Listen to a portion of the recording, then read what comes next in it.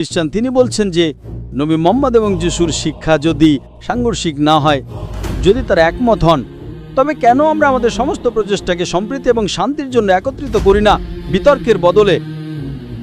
আমি খ্রিস্টান মিশনারিদের এটা জিজ্ঞেস করছি, কেন খ্রিস্টান মিশনারিরা যিশু খ্রিস্টের তার উপর শান্তি বর্ষিত হোক শিক্ষা থেকে দূরে সরে যাচ্ছে? আমার মতে যিশু এবং নবী মুহাম্মদের শিক্ষা একই। খ্রিস্টান মিশনারিরা যিশুর জ্বালা শিক্ষা অনুসরণ করছে না। কিভাবে? খুব ভালো প্রশ্ন, কিভাবে?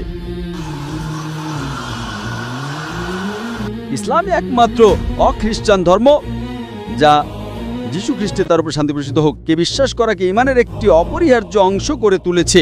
কোনো মুসলিম, একজন মুসলিম যদি যিশু খ্রিস্টের কথা বিশ্বাস না করেন তাহলে তিনি মুসলিম নন। আমরা বিশ্বাস করি যে তিনি ছিলেন আল্লাহ সুবহানাহু ওয়া তাআলার অন্যতম একজন মহান নবী। আমরা বিশ্বাস করি যে তিনি কোনো পুরুষের হস্তক্ষেপ ছাড়াই অলৌকিকভাবে জন্মগ্রহণ করেছিলেন, যেটা এখনকার অনেক মডার্ন খ্রিস্টানরা বিশ্বাস করে না। আমরা বিশ্বাস করি যে তিনি আল্লাহর অনুমতিতে মৃতকে জীবিত করেছিলেন। আমরা বিশ্বাস করি যে তিনি আল্লাহর অনুমতিতে জন্মান্ধর কুষ্ঠরোগীদের সুস্থ করেছিলেন।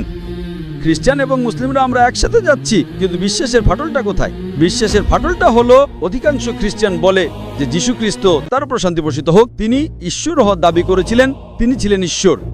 আসলে আপনি যদি বাইবেল পড়েন, সম্পূর্ণ বাইবেলে একটাও দ্ব্যর্থক উক্তি নেই যেখানে যিশু খ্রিস্ট তার উপর শান্তি বর্ষিত হোক নিজে বলেছেন যে আমি ঈশ্বর, অথবা যেখানে তিনি বলেছেন যে আমার উপাসনা করো।